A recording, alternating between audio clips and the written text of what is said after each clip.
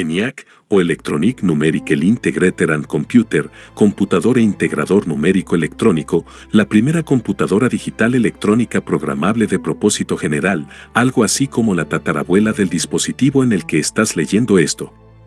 El artículo detallaba que fue inventada y perfeccionada por dos jóvenes de la Escuela Moore de Ingeniería Eléctrica, el Dr. John William Maulchi, de 38 años, físico y meteorólogo aficionado, y su asociado J. Presper-Eckert Jr., de 26 años, ingeniero jefe del proyecto.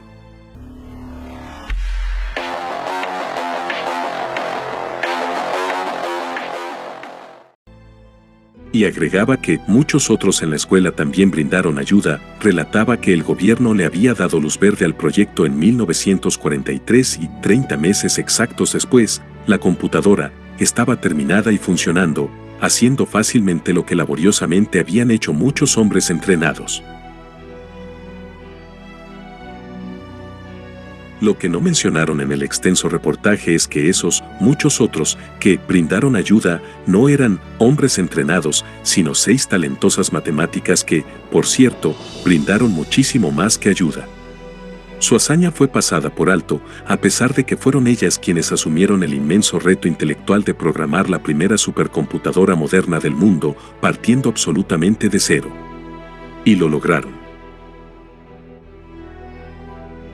Aunque asistieron a la primera presentación pública de la supercomputadora, el 1 de febrero, les encargaron servir el café durante el evento. A la segunda demostración, 2 semanas después, a la que acudieron grandes personalidades de la comunidad científica y tecnológica, ni siquiera las invitaron, así como tampoco a la gran cena de lujo con el director de la Academia Nacional de Ciencias de Estados Unidos con la que se celebró el logro. De eso se enteró conversando con ellas décadas más tarde la abogada, científica de la computación e historiadora Kathleen Klaiman, autora del libro Proving Ground, Polígono de Pruebas. Había descubierto la existencia de las programadoras de ENIAC cuando era estudiante de Harvard en la década de 1980 y se topó con unas fotos de la histórica computadora. En las imágenes aparecían las mismas mujeres una y otra vez, pero sus nombres no estaban en los pies de foto, le contó Klaiman a BBC History Extra. Obsesionada por identificarlas, consultó a Gwen Bell, cofundadora y luego directora del Museo de Historia de la Computación. Son damas del refrigerador, le contestó, refiriéndose a las modelos que en la década de 1950 solían aparecer con los electrodomésticos en los comerciales. La explicación no satisfizo a Klaiman en absoluto. Se propuso averiguar los nombres de esas mujeres: Frances, Betty Holberten, Kathleen, Kai, M. Zenulti, Marlene Beskoff, Ruth Lichterman, Frances, Fran, Viles y Jan Jennings. Al hacerlo, rescató su historia del olvido. Una historia que comenzaba en los campos de batalla. Las computadoras subcientíficas. Los buenos tiradores siempre se han valido de sus conocimientos sobre sus armas, las condiciones atmosféricas y el terreno para alcanzar el objetivo. Con el desarrollo de la artillería, esa necesidad de conocimiento se agudizó. Para la Segunda Guerra Mundial, los grandes obuses tenían un rango de alcance de 14 a 23 km, por lo que el artillero ni siquiera podía ver el objetivo. Los ejércitos tenían que tener en cuenta la distancia, la humedad, la densidad del aire, la temperatura y el peso del proyectil. Cuando las tropas llevaron unidades de artillería al desierto, la diferencia de suelo con respecto a Europa requirió un nuevo conjunto de cálculos. Esos cálculos señalaban con bastante precisión en qué ángulo disparar el arma para dar en el blanco, solo que tomaba unas 30 o 40 horas hacerlos si sabías cómo resolver ecuaciones de cálculo diferencial. Los soldados en el campo de batalla no tenían ni el tiempo ni, a menudo, los conocimientos necesarios, por lo que necesitaban tablas de tiro, unas listas con montones y montones de variaciones. Para hacerlas, el ejército de Estados Unidos reclutó a más de 100 personas calificadas que tuvieron que ser mujeres, pues los hombres, a quienes se les habrían dado esos empleos, estaban en el frente. El título del cargo era Computadoras. La computadora era una persona antes de ser una máquina, apuntó Claimen. Eso sí, por no ser hombres, su rango era de subprofesional o subcientífica. De restringidas a responsables.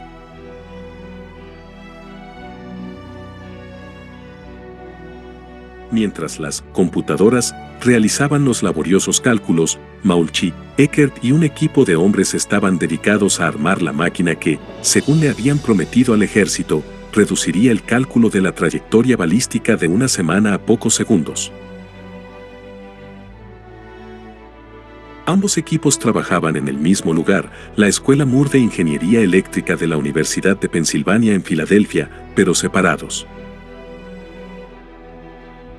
De hecho, había un gran letrero que decía, restringido, en la puerta de la sala ENIAC, y las mujeres no podían entrar.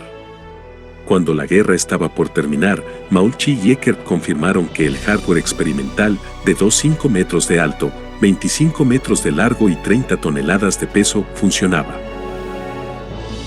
Nadie estaba realmente seguro de que lo haría, señaló Claimen. Pero, cuando revisaron el contrato, se dieron cuenta de que lo que tenían que entregarle al ejército no era la ENIAC. Su misión no era construir una máquina, sino construir una máquina que calculara la trayectoria de la balística, aclaró la autora. Fue entonces cuando eligieron a las 6 mejores computadoras y les dijeron, nosotros la construimos, ustedes tienen que programarla. Y nos gustaría ver el programa pronto. Aunque eran matemáticas altamente capacitadas, no había una hoja de ruta.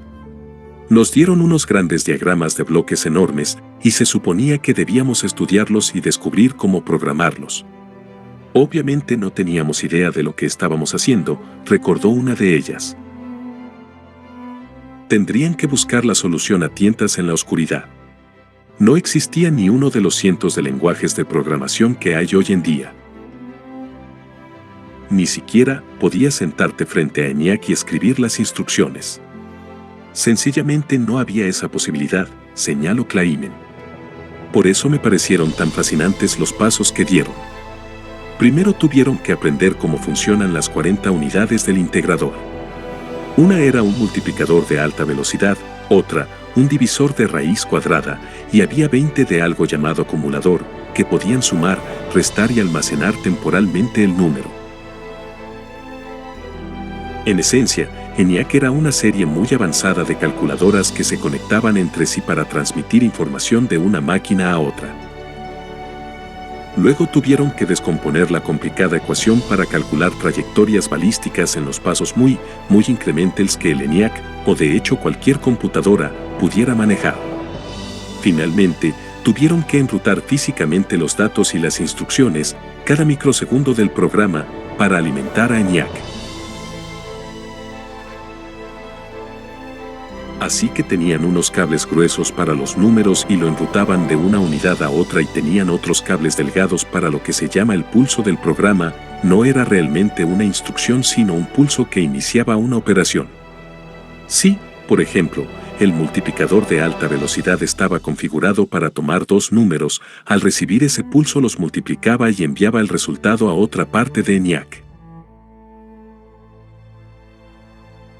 El resultado de ese enorme y brillante esfuerzo tanto de los inventores del hardware como de las inventoras del software de ENIAC fue esa máquina asombrosa que introdujo varias mejoras, entre ellas la utilización de un sistema binario, lo que le permitía realizar cálculos a una velocidad hasta entonces inimaginable. Aunque tenía sus inconvenientes, principalmente que reprogramarla era una pesadilla, implicaba volver a cablearla, algo que podía tardar hasta 2 días. A pesar de eso, lo aprendido ayudó a los desarrolladores a mejorar la siguiente generación de computadoras. Al final, uno de los principales logros de ENIAC fue mostrar el potencial de lo que se podía hacer. Muchas gracias por ver este video, espero les haya gustado. Hasta la próxima.